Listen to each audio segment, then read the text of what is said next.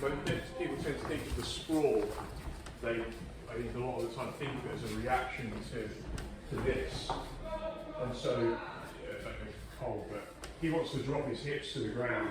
He wants to get his chest on my back, drop his hips to the ground as fast as he can, because it's a dynamic situation, right?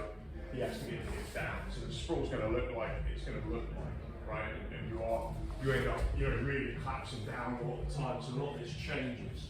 But if Matt's laying in side control, I want you to really be thinking about, and he's on his side, he's mainly on the pillow, right? So what I want to be thinking about here is, people who don't really know what to do or are technically very good, spin around and they kind of go really hard, and it is what it is, but my take on it is that what I'm going to do is I'm going to set my score up as good as I can make it, and then I'm going to stay relaxed. I'm working this as skills. It's not exercise. It's about developing your skills. So as I feel Matt starts to move around, whatever he does, right? If I feel pretty good, I'm going to stick with my sprawl. If I don't feel anything's really happening, I feel like it's solid, I'll stick with my sprawl. Yeah, so moving around and stick with my sprawl. But at some point I'm going to maybe switch here, right? Or I just switch my sprawl entirely. Oh look, I've put him back on the mat. Just by switching my sprawl. I'm not, inadvertently hit him in the face, a big scramble and start gripping things and getting tense.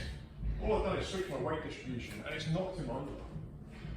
So it's super efficient when you're just changing your sprawl, just like that. Just with the body. Because he's done all that work now and I've put him back flat.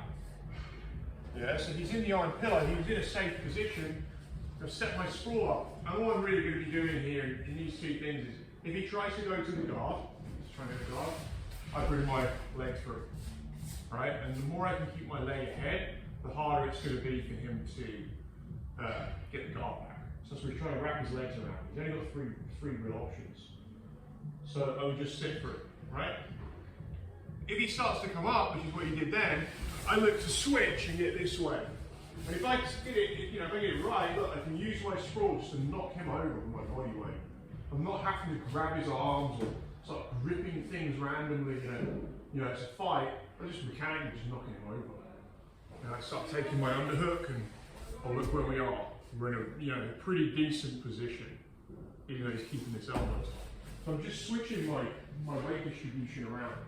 And if you think, there's only really four main options I have here anyway, around my torso.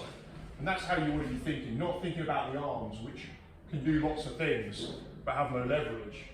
Just thinking about my weight distribution. My other options would be, I could also do something like this.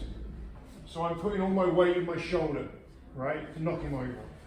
Or I'm putting all my weight in my shoulder here to try and knock him over. But the basic shape is going to be the same. So I can start lifting my hips up to try and put more weight into my shoulders than into my head.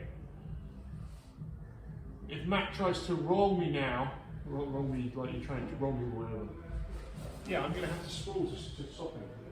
So I'm only going to move around these little weight distributions. That's basically it. Those are my four options. Going really high with my hips, putting my weight in one shoulder. Going really high with my hips, putting my weight in my other shoulder. Or I sprawl and put my weight in my hips. Those are the four. And then the reason they're the main four is because that's what you can do with your torso.